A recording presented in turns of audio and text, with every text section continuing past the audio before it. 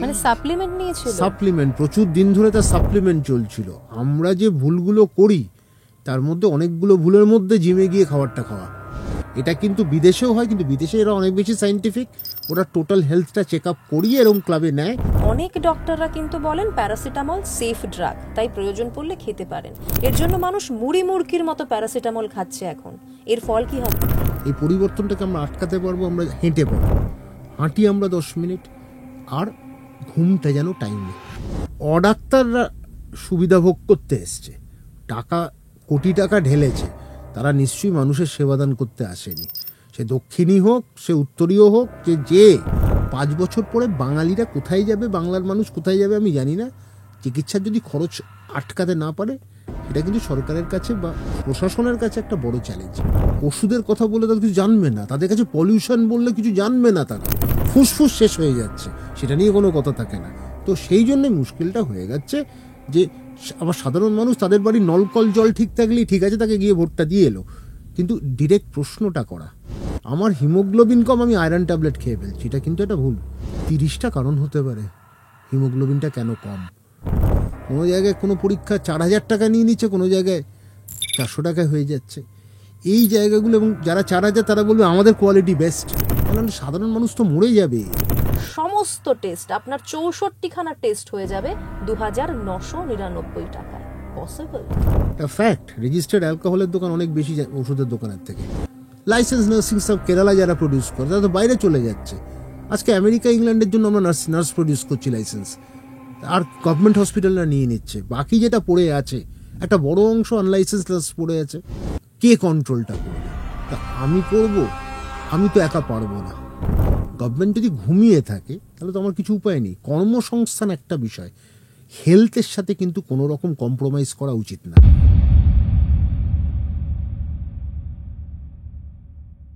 সঙ্গে সঙ্গীতায় আপনাদের সঙ্গে আমি সঙ্গীতা। আজকের এই পডকাস্ট কিন্তু একেবারে ছক ভাঙা। ডাক্তারদের সঙ্গে সাধারণত যে সমস্ত প্রশ্ন নিয়ে আমরা আলোচনা করে থাকি তার থেকে একেবারে আলাদা আজকের এই পডকাস্ট। আপনাদের মনে যে সমস্ত প্রশ্নগুলো ঘুরপাক খায় অথচ কাউকে করতে পারেন না, উত্তরগুলো পান না, সেরকম অনেক প্রশ্নের উত্তর থাকছে আজকের এই পডকাস্টে। আমাদের সঙ্গে রয়েছেন মেডিসিন বিশেষজ্ঞ ডক্টর অরিন্দম বিশ্বাস। শেষ পর্যন্ত সঙ্গে থাকতে হবে, না হলে অনেক কিছু মিস হয়ে যাবে।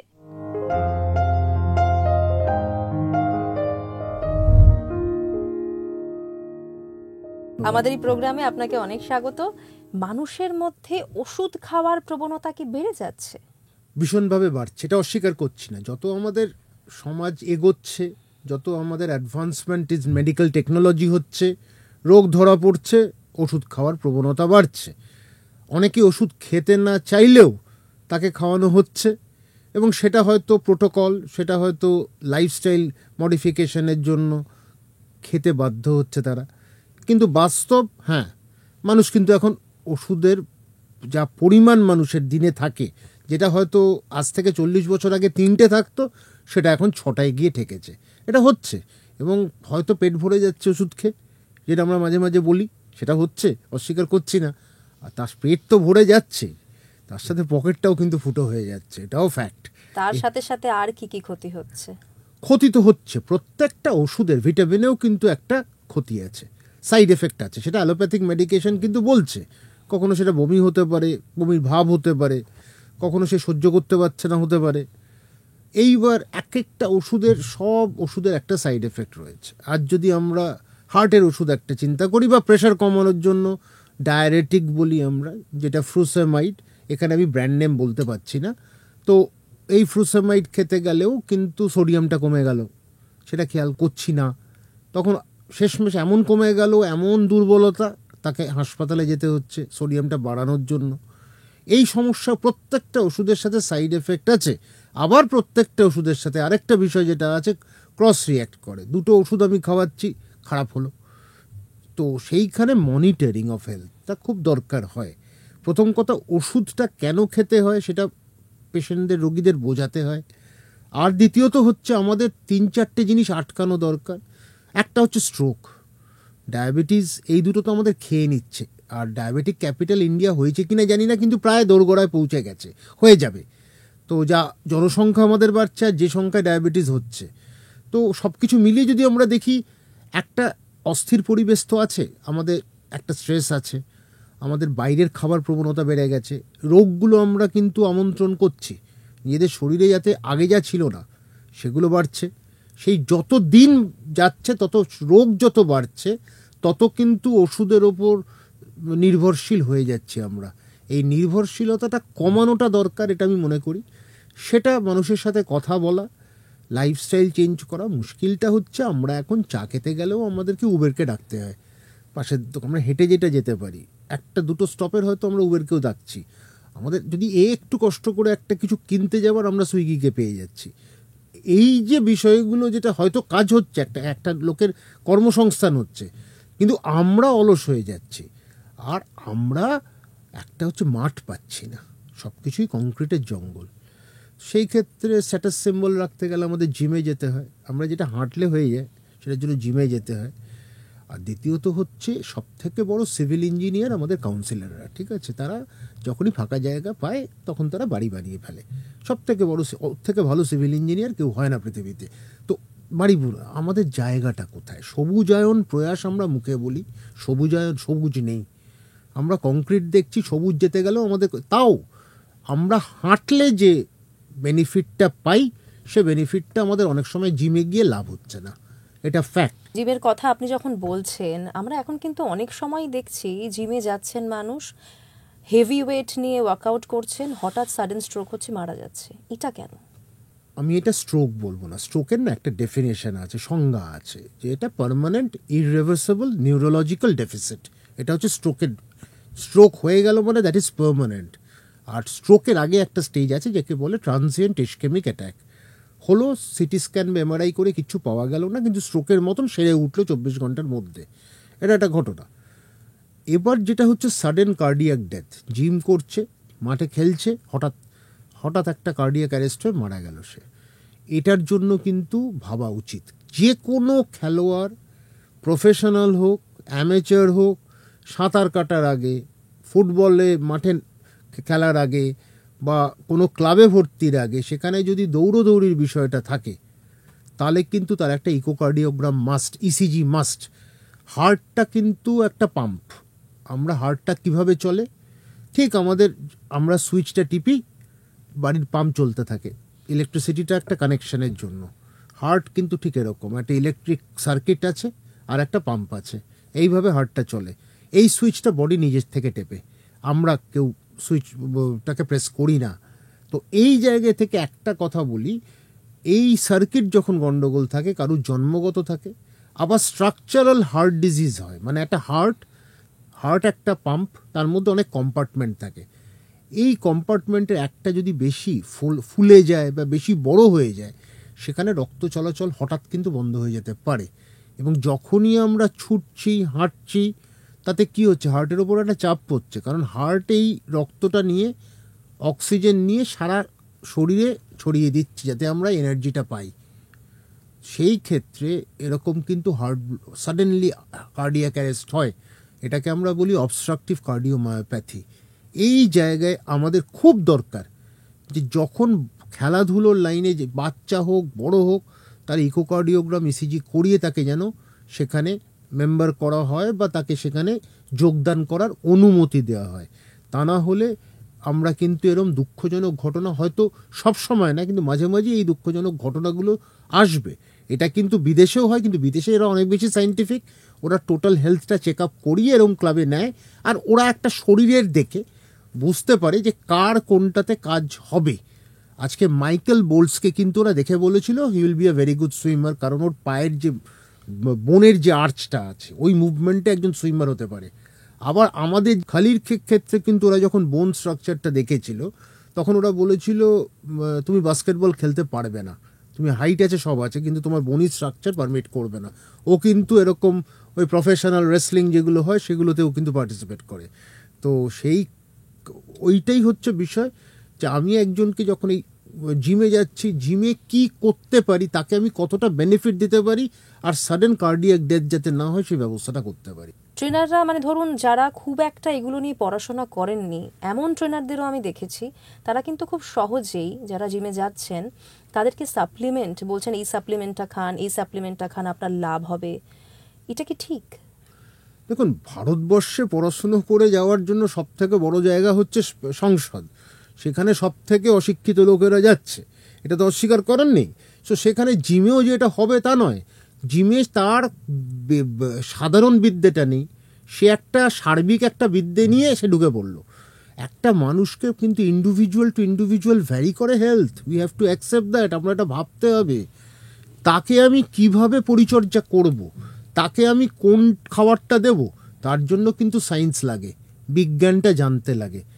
একটা নিউট্রিশন আমি দিচ্ছি, তার ভ্যালুটা জানতে হবে। এটা দিলে আমি কতটা কার্বোহাইড্রেট তাকে দিলাম, এটা দিলে আমি কতটা প্রোটিন দিলাম। এইবার যেটা হচ্ছে ভারতবর্ষের সমস্যা, যেটা হচ্ছে যে আমি জিমে করাচ্ছি, আমি কেন আনকনশিয়াস পেশেন্টকে আমি বাইরের খাবার দেব? আমি কনশিয়াস পেশেন্ট, নেচার তো আমাকে দিচ্ছে জায়গা। আপনি কোভিডের কথা আমরা একটা আলোচনা করছিলাম যখন ওই শুরুতে, কোভিডে আমরা ভিটামিনের জন্য লাইন দিইনি দোকানে, আমরা ভিটামিন পাইনি, আমরা জিঙ্কের জন্য লাইন দিইনি। আমরা সিম্পল যদি আমি একটা পেয়ারা খাই তাতেই আমি 70 মিলিগ্রামের বেশি জিঙ্ক পেয়ে যাচ্ছি। একটা কথা বলি, এই যে ভিটামিন সি, তখন দেখবেন লাইন দিয়েছে সবাই একদম। এই ভিটামিন সি আমরা কতটা লাগছে শরীরে? 50 থেকে 70 মিলিগ্রাম। জিঙ্ক লাগছে 70 মিলিগ্রাম। একটা আধখানা পেয়ারা খেলে যেটা হয়ে যায়। এবার লেবু টিপলে তাতে আমি 70-80 মিলিগ্রাম পাচ্ছি, কিন্তু ওষুধে একটা ভিটামিন সিতে একটা ট্যাবলেটে 500 মিলিগ্রাম ভিটামিন থাকে। তো এই 500 মিলিগ্রাম মানে 10 গুণ, আমার যা দরকার তার থেকে 10 গুণ আমি শরীরে নিচ্ছি। আর ভিটামিন সি বেশি খেলে কিন্তু রেনাল স্টোন হয়। এই জিনিসটা কিন্তু আমরা ভুলে যাচ্ছি, এই সাইকেলটা। আমরা মুড়ির মতো ভিটামিন সি খেতে বলছি, কিন্তু ভিটামিন সির যে একটা ইমপ্লিকেশন আছে, একটা র্যামিফিকেশন আছে, খারাপ অ্যাডভার্স এফেক্ট হতে পারে, সেটা নিয়েও কিন্তু আমরা চিন্তা স্যার, করছি। এখন তো স্কিনের জন্য ভিটামিন সি খেতে বলা হয় এবং মুড়ির মতো মানুষ ভিটামিন সি খাচ্ছে, তাহলে ফল কি হবে? ভুল হচ্ছে যেটা আপনি জিমের কথা বলছেন। বাইরের খাবার নিয়ে আমি তাকে ইন্ডিভিজুয়াল এর ক্যারেক্টারটা আমি বুঝতে পারছি না। Without understanding the physical character of the human being আমি তাকে জিমের খাবার খেতে বলছি। কেউ একটু মোটা হয়ে যাচ্ছে, আমি নিজে দেখেছি যে এরম পেশেন্ট বা অল্প বয়স্ক মেয়ে জিমে গেছে, খাবার খেয়েছে, তারপরেই একটা জ্বর হলো, তারপরে এমন ইলেকট্রোলাইট ইমব্যালেন্স হলো, মানে এটাকে বলে ভেন্ট্রিকুলার ট্যাকিকার্ডিয়া, যেটা মানে কার্ডিয়াক মুভমেন্টটা এলোপাথারি হতে থাকে, এই সার্কিটটা নষ্ট হয়ে যায়। তখন মেয়েটাকে বাঁচানো যায়নি। এই সাপ্লিমেন্ট নিয়েছিল, সাপ্লিমেন্ট প্রচুর দিন ধরে তার সাপ্লিমেন্ট চলছিল। আমরা যে ভুলগুলো করি তার মধ্যে অনেকগুলো ভুলের মধ্যে জিমে গিয়ে খাবারটা খাওয়া। কারণ আমি কাউকে ছোট করে দেখতে চাইছি না বা দেখাতে চাইছি না, কিন্তু ঠিক লোকের কোনভাবে, প্রত্যেকটা ট্রেনারের কতটা নিউট্রিশনাল ভ্যালু সম্বন্ধে আইডিয়া, সেটা জানা দরকার। তার জন্য পরীক্ষা হোক না, পরীক্ষা না নিয়ে হঠাৎ জিমে চলে যাচ্ছে, এটা তো হওয়া দরকার নেই। তার তো একটা সার্টিফিকেট হওয়া দরকার। স্পোর্টস মেডিসিনের ডাক্তার হোক, সেটা হোক, তারা একটা যেখানে পড়াশোনার বিষয়টা আছে, নিউট্রিশন ইজ ইম্পর্টেন্ট, এটা আমাদের একটা পার্ট। আপনি যেটা বলছেন সেটা তো মানে ভয়ঙ্কর বিপজ্জনক একটা ব্যাপার। বিপজ্জনক তো আছেই, সে বিপদটা তো আমরা নিই না, আমরা তো একটা ফ্যাশন হয়ে গেছে। কেন হচ্ছে সেটার একটা কারণ আছে। জিমে যাচ্ছি আমরা, প্রচণ্ড হাঁটলাম, তারপরেই দেখবেন পাশেই কাছাকাছি একটা কোল্ড ড্রিঙ্কসের দোকান থাকে, চিপসের দোকান থাকে। একটা হাতে চিপস, একটা হাতে কোল্ড ড্রিঙ্কস নিয়ে বাড়ি ফিরলাম। যতটা ক্যালোরি আমি ওখানে ছেড়ে দিয়ে এলাম, আবার ততটা ক্যালোরি নিয়ে নিলাম। লাভের লাভ কিছু হলো না, ক্ষতিও হলো না। এই যে আপনি যেটা বলছেন যে ক্ষতি আর হচ্ছে না, কারণ চিপস আর কোল্ড ড্রিঙ্কস ম্যানেজ করে দিচ্ছে আমাদের শরীরটাকে, এটাই হচ্ছে ঘটনা। হার্ট অ্যাটাকের পরিমাণ কিন্তু আগের থেকে অনেক বেড়েছে, তার কি কারণ?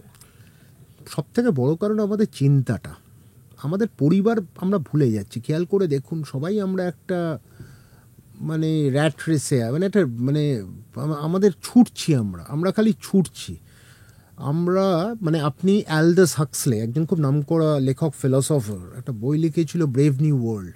সেখানে কিন্তু উনি দেখাচ্ছেন, উনি বোঝাচ্ছেন যে একটা ওয়ার্ল্ড স্টেট যেটা উনি গঠন করেছিলেন, একটা ইমাজিনারি, যে ওর মধ্যে থেকে আমরা খুব একটা বাক্সের মধ্যে আছি, কিন্তু আমরা চিন্তাভাবনাটা, ইমাজিনেশনটা আমাদের নেই। তো এই জায়গায় থেকে, এবং একই ব্যাপার ফ্রেডরিক নিৎজাও একই কথা বলেছেন, যে মেটাফারের ওপর আমরা কিন্তু বেঁচে আছি। এই যে মেটাফারের ওপর আমরা আমরা যেটা দেখছি সেটাই নিয়ে নিচ্ছি। আমাদের আজকে একটা রোলের দোকান ভালো লাগলো, আমরা রোল খেয়ে নিচ্ছি। আমাদের পিৎজার দোকান ভালো লাগলো, পিৎজাটা খেয়ে নিচ্ছি। এবার যেটা হচ্ছে তেলটা, ট্রান্স ফ্যাট, এটা আমরা এই যে ট্রান্স ফ্যাট মানে কি, রিহিটেড অয়েল, এইটার শেলফ লাইফ অনেক বেশি থাকে, খেতে ভালো লাগে। এটা দিয়ে আমি হার্টের কি কোলেস্টেরল ডিপোজিটসগুলো বাড়াচ্ছি। আমরা সেডেন্টারি মুভমেন্ট, বাড়িতে আসছি, রোলটা খাচ্ছি, টিভিটা দেখছি, বড় স্ক্রিন, একটার পর স্ক্রিন তো বেড়েই যাচ্ছে এখন, বাড়িতে প্রায় পুরো স্ক্রিন দিয়ে ঢেকে দেওয়া যায়। তো এই যে আমরা বসে গেলাম, আমাদের আর চলাফেরা নেই, খেলাধুলো নেই, করতে গিয়ে শরীরের ওপর একটা চাপ। 9 থেকে 11 বছর আপনি স্কুলে যান, বাবা মা দুজনেই চাকরিরত, টিফিন বানিয়ে দেওয়ার সময় নেই, বেরিয়ে যাচ্ছে, টাকাটা দিয়ে দিল, তারা স্কুল থেকে গিয়ে হাবিজাবি খেয়ে নিল, স্যান্ডউইচ কিনে খাচ্ছে, তার মধ্যে তেল ঢুকছে, স্যান্ডউইচের মধ্যে কতটা মানে স্যান্ডই হয়তো বেশি আছে, আর মানে ওটা উইচের মতন কাজ করছে, সেটাই হচ্ছে ব্যাপার। তো এই যে খাদ্যটা যে খারাপ হয়ে যাচ্ছে, তো সেটা কি হলো, শরীরের ওপর মানে স্থূলতা বাড়ছে। 1 নম্বর ওবিসিটি।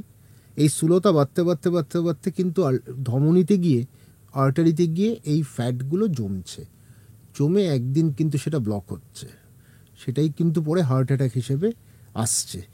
এখন জায়গায় জায়গায় আপনি বিরিয়ানির দোকান দেখবেন, কতটা আসল কতটা নকল থাকে, পাশে পাশে।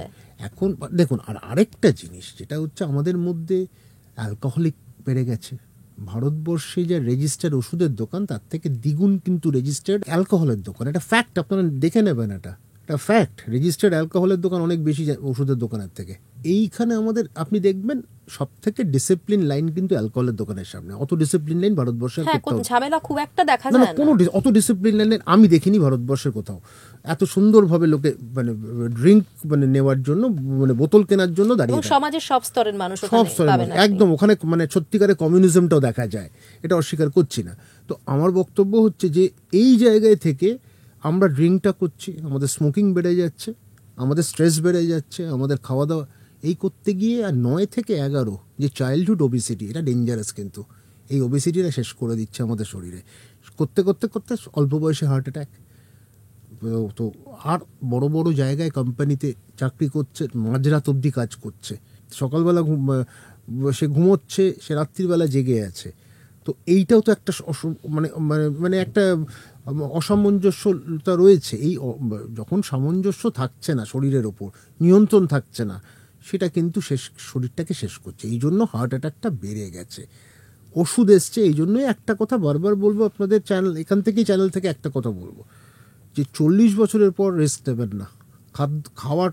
হাঁটাটা রাখুন, 5 দিন হাঁটুন, 10-15 মিনিট হাঁটুন। ওই 10,000 স্টেপস সম্ভব না সবার পক্ষে। 10 মিনিট হাঁটুন, মোবাইলটা ছেড়ে দিই। এখন মোবাইল এসে গেছে, আপনি কথায় কারুন মোবাইল, গান, এগুলো সব করে দিচ্ছে। তো আর প্রচুর সেলফি, প্রচুর ছবি, প্রচুর, আর ফেসবুক তো আরও এটাকে করেছে, ইনস্টাগ্রাম অনেক কিছু করেছে। একটা জিনিস, আমাদের জীবনের পরিবর্তন হয়েছে অনেকটা। এই পরিবর্তনটাকে আমরা আটকাতে পারবো, আমরা হেঁটে পারবো। হাঁটি আমরা 10 মিনিট। আর ঘুমটা যেন টাইমে, কেউ 3টের সময় ঘুমোতে যাচ্ছে, কেউ 2টোর সময় ঘুমোতে যাচ্ছে, স্ট্রেসটা বাড়িয়ে, স্ট্রেস যত বাড়ছে তত কিন্তু আমাদের শেষ করে দিয়ে চলে যাচ্ছে। একটা বিষয়, সোশ্যাল মিডিয়া যদি আমরা খুলি, তাহলে আমরা দেখতে পাই গাট হেলথ, এই ওয়ার্ডটা এখন সাধারণ মানুষের মুখে মুখে ঘুরছে, এবং বিভিন্ন রকমের কোম্পানি তারা বিভিন্ন প্রোডাক্ট বের করছে, এবং মানুষকে কিন্তু কোনো রকম প্রেসক্রিপশন ছাড়াই বেচা হচ্ছে। এটা কতটা সেফ?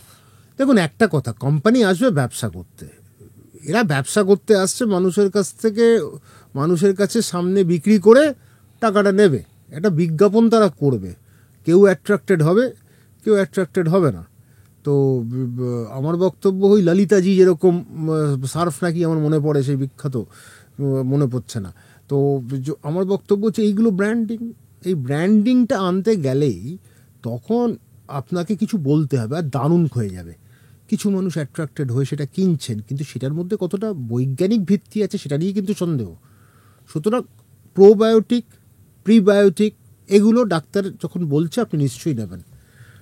সেখানে কতটা নেবেন সেটাও কিন্তু বলা, কিন্তু একজন ওষুধের কোম্পানি আপনাকে বলে দিচ্ছে, বা অন্য কোনো কোম্পানি আপনাকে এসে বলে দিচ্ছে, ডাক্তারই শিখিয়ে দিচ্ছে, আমরা এতটা রিসার্চ করেছেন। দেখুন, আমেরিকাতে একটা হচ্ছে, যেরকম আমেরিকা একটা সভ্য দেশও, আবার সেরকম অসভ্য দেশও।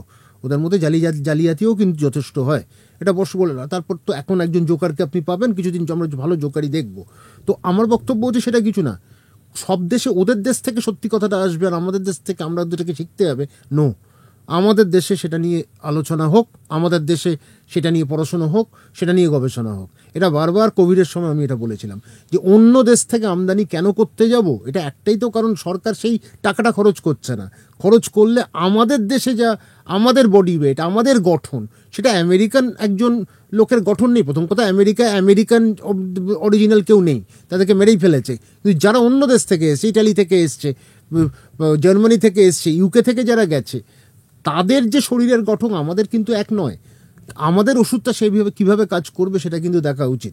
কিন্তু ফার্মাসিউটিক্যাল কোম্পানির একটা সমস্যা, ফার্মাসিউটিক্যাল নিয়ে আপনি তো বুঝতেই পারছেন এখন নানান রকম সমস্যা হচ্ছে।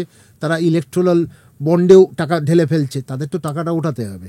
এই টাকা ওঠাতে গিয়ে ডাক্তারদের ওপর চাপ, বিভিন্ন কনফারেন্স, বিভিন্ন জায়গায় সুন্দর ঘোরার ব্যবস্থা করা, এগুলো তো হচ্ছে। উপডৌকনগুলো ডাক্তাররা কিছু পাচ্ছে, তার থেকে কি এইটা। সুতরাং আমার বক্তব্য, গবেষণাতে প্রমাণ করুক যেটা কার্যকারিতা আছে। হ্যাঁ, কিছু ক্ষেত্রে আছে, সেটা প্রমাণিত হয়েছে, কিন্তু সব ক্ষেত্রে নয়। এই গাট হেলথ যে কথাটা বলছে না, নিশ্চয়ই গাট হেলথ নিয়ে ইম্পর্টেন্ট, কিন্তু গাট হেলথ মানেই না আমি আমার যে কোনো ওষুধ খেয়ে নেবো আমাকে মার্কেটিং করলে। চিন্তা ভাবনা করে আমাকে ওষুধটা দিতে হবে। ব্র্যান্ডেড মেডিসিন আর জেনেরিক মেডিসিন, এই ডিফারেন্সটা কি? আমরা কিন্তু স্পষ্ট এখন বুঝতে পারি কিছু ডিফারেন্স আছে, এই ব্যাপারটা একটু জানতে চাইব। দেখুন, একটা জিনিস বুঝতে হবে, ব্র্যান্ডেড অর্থাৎ আমি একটা কোম্পানি সেটাকে তৈরি করলো নিজের থেকে পয়সা খরচ করে, এই খরচ করে তাদের একটা সিলিং পিরিয়ড থাকে 3 বছর, তারাই খালি বিক্রি করতে পারবে। এরপরে 3 বছর বা 4 বছর যেটাই থাকুক, তারপরে একটা পিরিয়ড আসে যখন সব কোম্পানি এই প্রোডাক্টটাকে মার্কেট করতে পারে, বানাতে পারে। জেনেরিক তখনই হয় যখন আমি কোনো ব্র্যান্ডেড নাম দিলাম না, কিন্তু সল্টটা এক, অ্যামক্সিসিলিন ট্রাইহাইড্রেট বা অ্যামক্সিসিলিন ক্ল্যাভিউলিনিক অ্যাসিড কম্বিনেশন, এটা আমরা মেনে নিলাম যে এইটা আমরা এই সল্টে যখন বিক্রি হচ্ছে, কোম্পানির কোনো নাম নেই, তখন কিন্তু আমরা এটাকে জেনেরিক হিসেবেই চলছে। জেনেরিকের দামটা কম হয়। আপনার প্রশ্ন যথেষ্ট বিবেচনা করার বিষয় এবং আলোচনা করার বিষয়, সেটা কারণ এইটার আমার বক্তব্য হচ্ছে কতটা কোয়ালিটি ঠিক, সেটা কোয়ালিটি কন্ট্রোল আমাকে বলবে। কোয়ালিটি কন্ট্রোলটা কে করবে? সেটা করবে কিন্তু আমাদের সরকার। ওখানে কিন্তু কোনো বডি নেই। তাদেরকে স্বচ্ছতার সাথে বলতে হবে এই প্রোডাক্টগুলোর, যেগুলো মাঝে মাঝে দেখবেন, আমি রিসেন্টলি আমি নাম বলছি না, কিছু প্রোডাক্টগুলোকে ডিবার করে দিয়েছে, ডিসকার্ড করে দিয়েছে সরকার, কিন্তু সেটা কিন্তু এইটা মাসে মাসে আসা উচিত।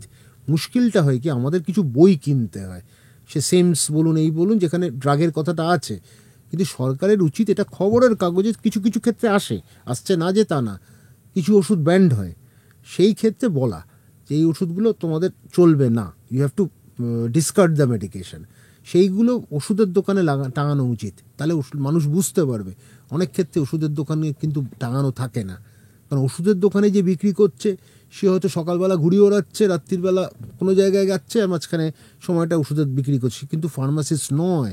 আপনারা একটু খুঁজে দেখুন, ফার্মাসিস্টের নামে লাইসেন্সটা আছে, যে বিক্রেতা সে কিন্তু ফার্মাসিস্ট নয়। খুবই বিপজ্জনক এটা। হ্যাঁ, বিপজ্জনক তো বটেই। আপনি নার্সিংহোমগুলোতে কী হয়, ওখানে কি আপনি প্রপার নার্সিং পান? লাইসেন্স নার্সিং স্টাফ কেরালা যারা প্রডিউস করে, তারা তো বাইরে চলে যাচ্ছে। আজকে আমেরিকা ইংল্যান্ডের জন্য আমরা নার্স প্রডিউস করছি লাইসেন্স, আর গভর্নমেন্ট হসপিটালরা নিয়ে নিচ্ছে। বাকি যেটা পড়ে আছে, একটা বড় অংশ আনলাইসেন্স নার্স পড়ে আছে, অল্প কিছু শিখেছে। How much they learn? Inadequate learning আছে তাদের মধ্যে। এবার এই জায়গাতে থেকে আমার প্রবলেম হচ্ছে, কে কন্ট্রোলটা করবে? ওটা আমি করব? আমি তো একা পারবো না। I can be a whistle blower, কিন্তু গভর্নমেন্টকে তো সেটা এগোতে হবে, বার করতে হবে। গভর্নমেন্ট যদি ঘুমিয়ে থাকে তাহলে তো আমার কিছু উপায় নেই। কর্মসংস্থান একটা বিষয়, হেলথের সাথে কিন্তু কোনো রকম কম্প্রোমাইজ করা উচিত না, একদম উচিত না। মানুষের প্রাণ, একজন ডাক্তার আর রোগী, এই 3 জন নিয়ে আমরা কিন্তু আছি।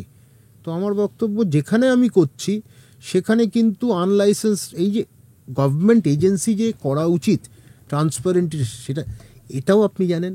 আজকে বিভিন্ন কফ সিরাপ আমাদের এখান থেকে এক্সপোর্টেড হতো, আফ্রিকায় হতো, আফ্রিকাতে গিয়ে কিছু কফ সিরাপ দেখা যাচ্ছে জাম্বিয়া এসব দেশে, তারা তো ব্যান করলো, গিয়ে দেখছে সাডেন ডেথ হচ্ছে এই কফ সিরাপে। পরে বার করা গেল যে একটা এরকম হার্টের ওপর নেতিবাচক একটা প্রভাব পড়তে পারে কিছু ওষুধের। তো সেগুলো তো ভারতবর্ষ থেকে ম্যানুফ্যাকচার হয়েছিল। তো আমার বক্তব্য হচ্ছে কোয়ালিটি কন্ট্রোলটা তো আমাদের দরকার, আমাদেরকে তো ইভ্যালুয়েশন দরকার যে একটা medicine how much it is safe for an individual. এই সেফটি যদি আমি মানুষকে না দিতে পারি, এই গ্যারান্টি যদি আমি না দিতে পারি, তাহলে আমি অ্যাডমিনিস্ট্রেশনটা কীভাবে চালাবো বা কেনই বা চালাবো, এটা স্পষ্ট করে বলার সময় কিন্তু এবার এসছে। কিন্তু একটাই মুশকিল, আপনি সারা ভারতবর্ষে দেখুন, এটা খালি কলকাতাকে নিয়ে আলোচনা আমরা করছি না, আমাদের এই আলোচনাটা কিন্তু গ্রামের মানুষের কাছেও পৌঁছবে, শহরতলির মানুষের কাছেও পৌঁছবে। তো সেই জায়গা থেকে তাদের কাছে ওষুধের কথা বলে তারা কিছু জানবে না, তাদের কাছে পলিউশন বললে কিছু জানবে না, তারা দে ডু নট নো যে আমরা প্রত্যেক দিন আমরা পলিউশনের সাথে সম্মুখীন হচ্ছি, আমাদের ফুসফুস শেষ হয়ে যাচ্ছে, সেটা নিয়ে কোনো কথা থাকে না। তো সেই জন্যে মুশকিলটা হয়ে যাচ্ছে যে আবার সাধারণ মানুষ তাদের বাড়ির নলকল জল ঠিক থাকলেই ঠিক আছে, তাকে গিয়ে ভোটটা দিয়ে এলো, কিন্তু ডিরেক্ট প্রশ্নটা করা যে কেন আমাদের এই প্রবলেমগুলোকে আনহার্ড অ্যান্ড অ্যাটেন্ডেড, সেটা কিন্তু আজ অবধি আপনি উত্তর পাবেন না। কিন্তু this are the important issues. Health আর এডুকেশন যদি ঠিক না থাকে আপনি প্রোগ্রেস করতে পারবেন না। স্যার, আপনি এয়ার পলিউশনের কথা বললেন, সেখান থেকে অ্যাজমার কিন্তু পরিমাণ অনেক বেড়ে গেছে, ঘরে ঘরে বাচ্চাদের অ্যাজমা, বয়স্কদের অ্যাজমা, উপায় কি? শুধু এটা নয়, অ্যাজমা তো ঘরে ঘরে হচ্ছে, অ্যালার্জি, আমরা বাড়িতে কুকুর বেড়াল এখন প্রচুর পালছে, বলে লাভ নেই, কুকুর পালছি, ফাড়ি ওয়ান্স আমাদের এখন বাড়িতে ভরে যাচ্ছে। তো সেইখান থেকে পোলেন্স, তারপর পোলেন্স আছে, বাড়িতে অনেকে কাছাকাছি গাছ রাখে, এটা করতে গিয়ে অ্যাজমার প্রবলেম বাড়ছে। এখন উপায় হচ্ছে আপনাকে মাস্কটা পরে, আপনার ফাড়ি ওয়ান্সকে আমি কিছু খারাপ বলছি না, কিন্তু বাট যদি আপনি টেন্ট করতে হয়, অ্যাটেন্ড যদি করুন তাতে অসুবিধা নেই, কিন্তু মুখে মাস্ক, যাতে ওর লোমগুলো আপনার কাছাকাছি না আসে। লোমগুলো বাড়িতে ছড়ালেই তখন কিন্তু এই প্রবলেমটা বাড়বে, অ্যালার্জিক অ্যাজমা। এমনি কিছু অন্য ধরনের যে অ্যাজমাগুলো হচ্ছে সেগুলো অ্যাডাল্ট সেগুলো তো ওষুধ আছে, ওষুধগুলো খেতে হয় কিন্তু অ্যালার্জি সব থেকে বড় কারণ। আর আমরা আজকাল যেটা ভুলে যাচ্ছি সেটা হচ্ছে পায়রা। আপনি 9তলায় ফ্ল্যাটে থাকুন, 8তলায় থাকুন, দেখবেন পিজেন হোল তৈরি হয়ে গেছে প্রচুর। তো এইটা কিন্তু ডেঞ্জারাস, পিজেন্সরা কিন্তু আরও ডেঞ্জারাস লাং ডিজিজ করার, তাদের এক্সক্রিটা, তাদের লোম, লাংস ডিজিজ কিন্তু ভীষণভাবে হচ্ছে, ভারতে বেড়ে গেছে অনেক। এটা কিন্তু সাধারণ মানুষের খুব একটা জানা নেই। জানা থাকবে, আপনি আমাদের তো একটা ইকোসিস্টেম থাকে, বাঘও আছে, হরিণও আছে, সাপও আছে, ব্যাঙও আছে, ঠিক আছে। পিজেন্স কিন্তু কেউ মরছে না, পিজেন্স বেড়ে যাচ্ছে একটাই কারণে, পিজেন্সকে মারতে হচ্ছে র্যাপটার্সগুলো, সাপ, 9তলায় সাপ উঠতে পারছে না। সুতরাং আনকন্ট্রোলড প্রোডাকশন অফ পিজেন্স, এই পিজেন্সরা আপনার বাড়ির কাছে আসছে, আপনি খাবার দিচ্ছেন আরও বেশি করে আসছে, এই করতে করতে কিন্তু ওদের যে এক্সক্রিটা থাকে সেটার কাছাকাছি আমরা চলে যাচ্ছি, তার থেকে কিন্তু কেমিক্যালস প্রডিউসড হচ্ছে। এটা কিন্তু এই নিয়ে কদিন আগে একটা বড় একটা পোর্টালে বেরিয়েছিল, দিস ইজ দ্য প্রবলেম। আমরা অনেক কিছু টেনে আনছি আমাদের কাছে, বিপদটা টেনে আনছি। সুতরাং অ্যালার্জির প্রবলেমে তখন অ্যান্টি অ্যালার্জিকের ওপর খেয়ে বাঁচতে হচ্ছে, ইনহেলার নিতে হচ্ছে, এইসব সমস্যাগুলো হচ্ছে, এগুলো নিয়ে একটু সাবধান হতে হবে, এটা ছাড়া তো আর উপায় নেই। স্যার, আমরা এখন দেখি, ধরুন প্যারাসিটামলটা, অনেক ডক্টররা কিন্তু বলেন প্যারাসিটামল সেফ ড্রাগ, তাই প্রয়োজন পড়লে খেতে পারেন। এর জন্য মানুষ মুড়ি মুড়কির মতো প্যারাসিটামল খাচ্ছে এখন, এর ফল কি হবে? দেখুন, একটা কথা, না জেনে খাওয়াটা, আজকে বাচ্চা ছেলেকেও আপনি সুন্দরবনে ছেড়ে দিন, সে কিন্তু সাহসের সাথে চলে যাবে, আমি আর আপনি কিন্তু যাব না, কারণ ওখানে বাঘ আসতে পারে, সে জানে না। যার কাছে একটা বিষয় অজানা, সে তো যা খুশি খেয়ে নিতে পারে। এই যে প্যারাসিটামলে 3 গ্রামের বেশি খাওয়া উচিত না, লিভারটা কিন্তু খারাপ করে দেবে, লিভার শেষ করে দেবে, এই জিনিসটা কিন্তু মাথায় রাখা দরকার। আমি 3-4টে দিতে পারছি, কিন্তু এই মুড়িমুড়কির মতো যদি আমি দিতে থাকি, তাহলে কিন্তু তার লিভারের ওপর কিন্তু একটা নেতিবাচক প্রভাব পড়বে, এইটা কিন্তু আমরা একটু ভাবছি না। সেফ ড্রাগ তো ঠিক আছে, যদি একটা লিমিটের মধ্যে দাও, ইটস এ সেফ ড্রাগ, কিন্তু যদি তুমি লিমিটের মধ্যে না থাকে, লিমিটের বাইরে চলে যায়, it becomes unsafe and hazardous to the body. এইটাই তো আমাদের মুশকিল। We have to understand the basic metabolism of a drug. এইটা তো বাড়ির লোককেও, পেশেন্টকেও তোমার বলার দরকার, রোগীকে বোঝাতে হবে, you have to make them understand. তা না হলে কি হবে, খেয়েও নেবে, আবার অ্যাট দ্য সেম টাইম এখন গুগল খুললে সব ইনফরমেশন চলে আসে, ভুলও আসে ঠিকও আসে, কেউ বেশি পড়ে ফেলবে, কেউ কম পড়ে ফেলবে, কিন্তু হিতে বিপরীত হচ্ছে আস্তে আস্তে। হচ্ছে তো সেটাকে পরিষ্কার কথা রোগীর কাছে জানানো দরকার। এই ওষুধ দিলাম, এটা হতে পারে, সেইখানে সাবধানে খাও, এটা হচ্ছে ঘটনা। কিন্তু স্যার আমরা তো এখন বেশিরভাগ যদি আমরা প্রাইভেট হসপিটালগুলোর কথা বলি, ডক্টর দেখাতে গেলে ডক্টরদের অ্যাসিস্ট্যান্টরা যারা ডক্টর নন তারা আমাদের বুঝিয়ে দেন প্রেসক্রিপশনে কোন ওষুধটা আছে, কিভাবে খেতে হবে। ডাক্তারবাবুদের কাছে হাতে সময় থাকে না, তাহলে কি করব আমরা? দেখুন, একটা সমস্যা এটার আছে, ডাক্তার যারা বেরিয়েছে, আমরা কিছু নির্দিষ্ট ডাক্তার একটা ব্র্যান্ডিং হয়ে গেছে, ঠিক আছে, আর আমরা বলে লাভ নেই, আমরা বাঙালিরা ব্র্যান্ডিংটা ভালোবাসি। জুতোর দোকান দেখলেও, একটা কোম্পানির দেখলে আমরা, জেকোস্লোভাকিয়ান কোম্পানি দেখলে আমরা খুশি হয়ে যাই, মানে। তো ঘটনাটা হচ্ছে সেই ডাক্তারের কাছে আমি যাব, আমি এক্সপেক্ট করব সময় দেবে। মুশকিলটা হচ্ছে করা উচিত, আপনার সাথে যেটা বলি এথিক্যালি করা উচিত, আর ডক্টর হ্যাজ টু এক্সপ্লেইন। আপনাকে আমি একটা হিসেব দিচ্ছি, an American doctor spends 14 minutes towards the patient, ঠিক আছে, a British doctor almost 10 minutes, Indian doctor spends, এটা আমি আমার হিসেব নয়, এটা টাইমস অফ ইন্ডিয়াতে বেরিয়েছিল, হয়তো একটু হিসেবে একটু এদিক ওদিক হতে পারে, ইন্ডিয়ান ডাক্তার প্রায় হয়তো 1 মিনিট পার পেশেন্ট। আর বাংলাদেশ দারুণ পারফরমেন্স, প্রায় বোধহয় 30 না 40 সেকেন্ড পার পেশেন্ট, বাংলাদেশের যে ডাক্তার, এটা একটা হিসেব হয়েছিল।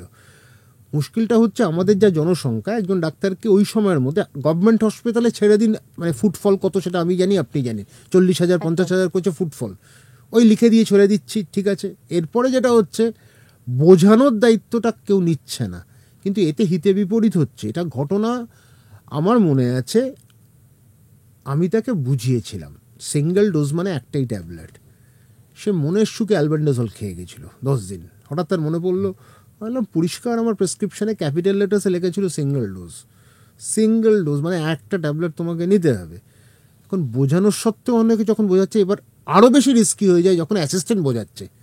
আবার অনেকের ক্ষেত্রে দেখবেন সে সময়ের অভাবে অনেক ডাক্তার লিখতে পারছেন, এটা আমি মানছি, সে হয়তো 30টা 40টা 50টা করে পেশেন্ট দেখছে 2 মিনিটের মধ্যে এবং মার্ক করছে সে। এখন ওটা এমটি স্টামাক হবে না ওটা ফুল স্টামাক হবে সেটা ক্লিয়ারলি বলা হচ্ছে না। ফর এক্সাম্পল, আমি প্যান্টোপ্রাজল বলে একটা ওষুধ খাচ্ছি অ্যাসিড গ্যাসের জন্য, বা অ্যাবিপ্রাজল, সেটাকে তো আমাকে আধ ঘন্টা পেটটা খালি রাখতে হবে। থাইরয়েডের ওষুধ খাচ্ছি, খেয়ে আমাকে আধ ঘন্টা পেটটা খালি রাখতে হবে, এটা কিন্তু স্পষ্ট করে বোঝাতে হবে। স্যার কেউ বলেন না কিন্তু এগুলো। এখন এগুলো না বললে তো মুশকিল, বলতে আপনাকে হবে। ওই জন্য পরিষ্কার কথা, আমি নিজে যদি আমার পার্সোনাল দেখে, আমি খুব সিলেক্টিভ পেশেন্ট দেখে ওই করি, বেশি ভিড় চাই না, কারণ বেশি ভিড় হলেই তখন আপনি কিন্তু আর পারবেন না, আপনার তখন কিন্তু মাইন্ড কাজ করবে না, আপনার স্পাইনটা কাজ করবে। স্পাইনাল কর্ড থেকে যতটুকু ইনফরমেশন আছে ওটাতে আপনি লিখে যাচ্ছেন, মাথা থেকে আপনাকে বার করতে হবে যে কী জিনিসটা আছে। আর মেডিকেল সায়েন্সটা কিন্তু পারফেক্ট নয়, it's not mathematics. Medical science কিন্তু 2+2 = 4 নয়, তাহলে আমরা কার কবে বেবি হতো একদম এক্স্যাক্ট বলতে পারতাম, আমরা only 4% ক্ষেত্রে বলতে পারি, ঠিক হয়, আর ডেথটা আমরা বলতে পারতাম, সেটা কিন্তু আমরা বলতে পারি না। তো সেই কারণে একটা জিনিস স্পষ্ট, যে আজকে যেভাবে আমাদের করা উচিত সেটা করতে পারি না।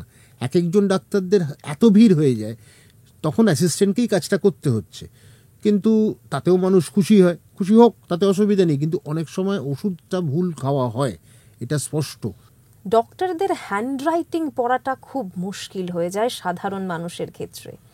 আমার নিজের লাইফে এমন হয়েছে যে ফার্মাসিস্ট তিনি ভুল ওষুধ দিয়েছেন দেখে, এটা নিয়ে কি একটু ভাবা দরকার নয়? না, ভাবছে, এটা নিয়ে যেরকম অ্যাডভান্টেজও আছে ডিসঅ্যাডভান্টেজও আছে, আমি পরিষ্কার বলছি। হ্যাঁ, আপনি যেটা বলছেন, হয়তো তার পাশের ফার্মাসিটা বুঝে যাচ্ছে ডাক্তারের হ্যান্ডরাইটিং, কারণ সে ওটা কোর্সটা করেছে ডাক্তারের হ্যান্ডরাইটিংটা। এরমও হয় ডাক্তাররা আধ ঘন্টা পরে নিজের হ্যান্ডরাইটিংটাও বুঝতে পারেন, এটাও ফ্যাক্ট। তো যেটা হচ্ছে, এই হ্যান্ডরাইটিংটা ইমপ্রুভ করানোর জন্য এখন দেখুন এটা স্কুল লেভেল থেকে, এরপরে যেটা হচ্ছে এখন নিট এসেছে, আগে জয়েন্ট এন্ট্রান্স ছিল, যখন হাতে লিখতে হতো 3 ঘন্টা বায়োলজির পেপার, তো সেই ক্ষেত্রে আমরা যেটা করে এসেছি এখন, তখন আমরা একটা জিনিস জানতাম, মানে আমাদেরও মাস্টারমশাইরা বলতেন যে হ্যাঁ, হ্যান্ডরাইটিং ম্যাটার করে না, ম্যাটারটা কী আছে সেটা বেশি ইম্পর্ট্যান্ট। তো সেই ক্ষেত্রে অনেকেরই হ্যান্ডরাইটিং তার খারাপ ছিল, কিন্তু হ্যান্ডরাইটিংটা লেজিবল হওয়া উচিত, আই অলওয়েজ বিলিভ লেজিবল হওয়া উচিত, যাতে মেডিসিনের নামটুকুও যদি পড়া যায় তাহলেও কিন্তু একটু উপকার হয়। শুধু মেডিসিনের না, মেডিসিনটা কিভাবে খেতে হবে সেটা যদি তার স্পষ্ট লেখা থাকে অনেক সুবিধা হয়, কিন্তু এটা হচ্ছে না। এই কারণেই এখন কম্পিউটারাইজ সিস্টেম এসছে, অনেক জায়গায় হচ্ছে। কিন্তু কম্পিউটারাইজ সিস্টেম করুক, আমি সব মানলাম, আমি মেনে নিলাম, করে নিল। মুশকিল হচ্ছে তখন আই টু আই কন্ট্যাক্ট থাকছে না। আপনি কম্পিউটারের দিকে আপনার চোখটা, পেশেন্টদেরকে বাঁদিকে দেখছেন, তাও কতটুকু দেখছেন। বেশিরভাগ ক্ষেত্রে কি হচ্ছে, আগে থেকে হিস্ট্রিটা অ্যাসিস্ট্যান্টটা নিয়ে নিচ্ছে, কম্পিউটারে আপনি পুট আপ করলেন, পেশেন্টকে এলে হ্যাঁ হ্যাঁ টেক করে টুক করে ওষুধটা লিখে ছেড়ে দিলেন। আলটিমেটলি 10 মিনিট যেটা আপনি পেশেন্টকে হয়তো দিচ্ছেন, কম্পিউটারের জন্য আপনাকে 8 মিনিট দিতে হচ্ছে, 2 মিনিট পেশেন্টের করছে, সেই জায়গাটা কম্প্রোমাইজ এটা হচ্ছে। খুব সত্যি কথা। মানে আমরা নিজেরা দেখতে পাচ্ছি, এখন আমরা কোনো বড় প্রাইভেট হসপিটালে যদি যাই, সেখানে কিন্তু এখন এই সিস্টেমটা রয়েছে, এবং আপনি যেটা বললেন এক্স্যাক্ট সেরকমই আমরা ফেস করি গিয়ে। মুশকিলটা হচ্ছে আজকে আমেরিকার মতন যদি এটা কর্মসংস্থান হিসেবে নাও না, একজন লোককে ফিট করো যেখানে যে ডাক্তারের সাথে চেম্বারে থাকবে সে should be appointed to do the odd work, যে টাইপ করবে, এটা করবে। ডাক্তারের কাজ করতে দেয়। ডাক্তারকে যদি টাইপিস্ট হয়ে যেতে হয়, তখন কিন্তু আমাদের হাত এত তাড়াতাড়ি চলবে না। তো এটাই হয়ে যাচ্ছে একটা মুশকিল। সেখানে এখন একটা ব্যালেন্স রেখে এগোতে হবে। সাধারণ মানুষ, কমন ম্যান, তাদের কিন্তু একটা অভিযোগ থাকে যে এখন ডাক্তার দেখাতে গেলেই এত টেস্ট করতে দেওয়া হয়। এটা কি মানুষের ভুল ভাবনা? সব কটা টেস্টই কি গুরুত্বপূর্ণ সব সময়? দেখুন, একটা কথা সত্যি কথা, যত দিন বেড়েছে টেস্টের সংখ্যা বেড়ে যাচ্ছে, যত আমরা নতুন নতুন টেকনোলজি আনছি টেস্ট বেড়ে যাচ্ছে, তাতে অনেক রোগ ধরা পড়ছে, অনেক রেয়ার ডিজিজ ধরা পড়ছে। যেরকম সত্যি কথা, এখন স্ক্রাব টাইফাস আমরা খুব সহজে ধরি একটা রোগ, ব্রুসেলা সহজে ধরতে পারি, এগুলো আগে ভাবতে হতো। মুশকিলটা হচ্ছে আমাদের ক্ষেত্রে, আমরা একটা হচ্ছে অনেক ক্ষেত্রে ডাক্তাররা রিস্ক দিতে চায় না, কারণ হয়তো একটা টেস্ট কম পড়লে একটা মামলা হয়ে গেল, কেন টেস্টটা করানো হয়নি। এবার কেন হয়নি সেটা ডাক্তার ক্লিনিক্যালি বোঝাতে গিয়ে, এই করতে গিয়ে অনেকটা সময় নষ্ট হচ্ছে, একটা মামলা হয়ে যাচ্ছে। এবার হচ্ছে যদি এটাকে একটু সময় দেওয়া হয় ডাক্তারদের, এই টেস্টের ওটা কমে যায়। কিন্তু যে পেশেন্ট হয়তো দূরে থাকে বা সে আসতে পারছে না, ফলো আপটা ঠিক মতো হচ্ছে না, তখন কিন্তু মুশকিলে দাঁড়ায় যে কী কারণে এটা হলো। কোনো কারণে ল্যাপস হতে পারে, ডাক্তাররাও হিউম্যান বিংস, একটা ল্যাপস হতে পারে, একটা মানে পিটফল হতে পারে, শর্টকামিং থাকতে পারে, কিন্তু এটা কেন? তখন একটা জিনিস স্পষ্ট করে বলা দরকার, টেস্ট আমিও মানি না। আমরা 40 বছরের পর থেকে ফাস্টিং, ক্রিয়েটিনিন, সিবিসি আর লিপিড প্রোফাইল এটা যদি করাই, আমরা নিজেরা বুঝে যাব কোনো গণ্ডগোল আছে কিনা। তার সাথে আনুষঙ্গিক কিছু সমস্যা হলে তখন পরীক্ষা দেবে। প্রচুর পরীক্ষা দিয়ে দেওয়া অনেক সময় লাগে। ধরুন একজন কোনো ডাক্তার দেখাননি, কিন্তু অজস্র সমস্যা নিয়ে এসছেন, তখন সমস্যাগুলো বার করা। মুশকিলটা হচ্ছে আমাদের এখানে ফলো আপের ব্যাপারটা থাকছে না। আরেকটা জিনিস আমাদের এখানে অসুবিধাটা হচ্ছে, রিপোর্টসগুলো পেশেন্টদের কাছে যাচ্ছে, এটা জনসংখ্যার জন্য সম্ভব না। আজকে আপনি ইউকেতে যান বা ইউএসএতে যান, রিপোর্টসগুলো কিন্তু ডাক্তারের কাছে থাকছে। ডাক্তার আপনাকে পয়েন্ট করে ডাকবে, তখন আপনাকে আসতে হবে। স্যার, প্রাইভেট হসপিটালগুলোর ক্ষেত্রে একটু বিজনেস অ্যাঙ্গেল কি সব ক্ষেত্রে থাকে? এবং ডাক্তারিটা ব্যবসা হয়ে গেছে। যেদিন থেকে, আমি নামটা ভুলে যাচ্ছি, কামাল উদ্দিন আহমেদ, উনি ছিলেন মন্ত্রী কংগ্রেস আমলে, যেদিন থেকে ডাক্তারদেরকে কনজিউমার ইন্ডাস্ট্রিতে ঢুকিয়ে দিলেন, সেদিন থেকে ডাক্তাররা কিন্তু আর প্রাইভেটদের খুলে দিলেন হাত, একেবারে দুহাত খুলে দিলেন যে এবার এসো তোমরা ব্যবসা করো। ডাক্তাররা কনজিউমারের মধ্যে পড়ে গেছে। সো আগে কিন্তু একটা নিয়ম ছিল, একজন ডাক্তার কিন্তু পাবলিকলি অ্যাডভার্টিসমেন্টও করতে পারতো না। ডক্টর শ্রীরাম লাগু কিন্তু ডাক্তার ছিলেন, তার লাইসেন্সটা ক্যান্সেল করে দিয়েছিল, কারণ উনি মানে বিভিন্ন বিজ্ঞাপন করতেন, এটা নিয়ম ছিল না। কিন্তু কনজিউমার আসার পর ডাক্তারদের এখন আর কোনো সমস্যা নেই।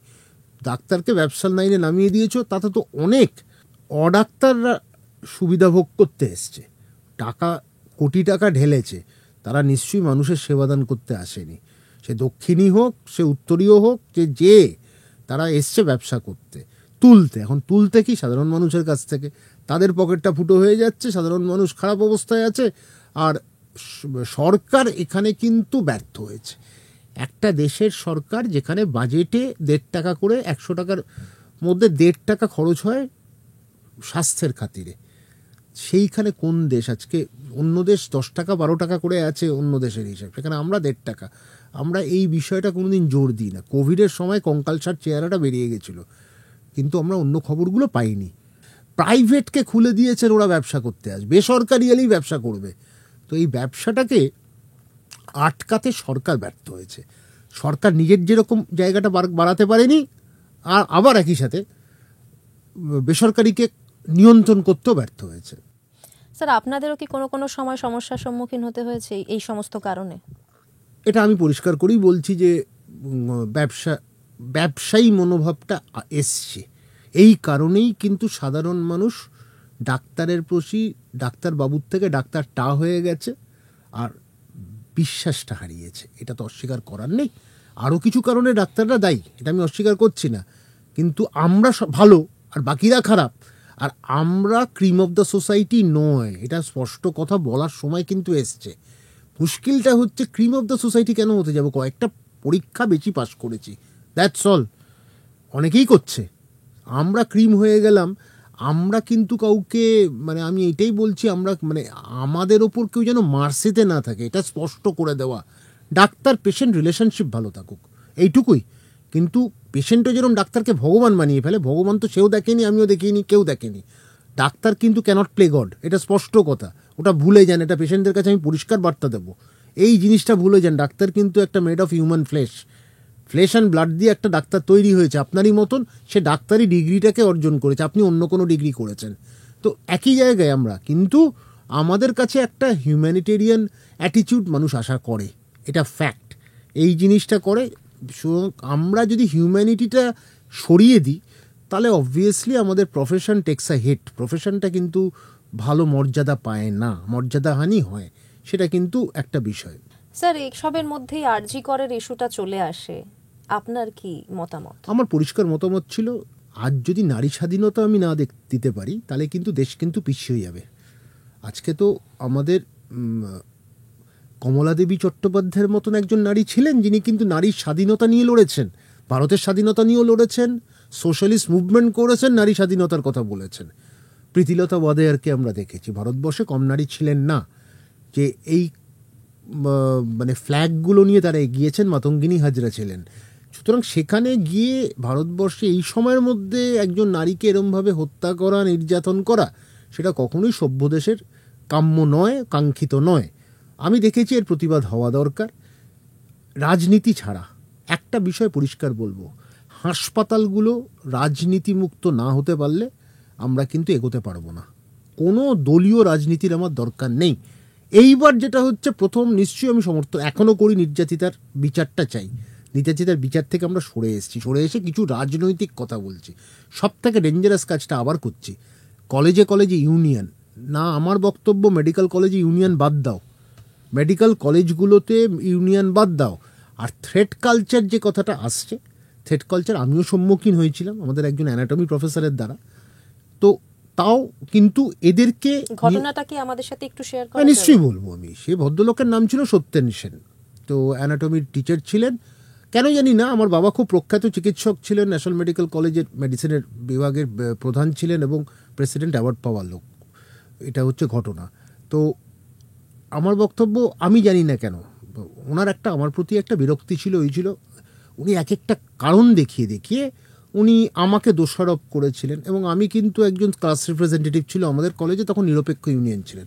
হয়তো উনি বাম মনোভাবাপন্ন ছিলেন, ওনার মধ্যে আমি যেটা একটা নিরপেক্ষ করি, কারণ বামরা কখনোই কোনোদিন নিরপেক্ষতা ব্যাপারটা মানেনি, চাইনি, আমাদের শত্রুই ছিল।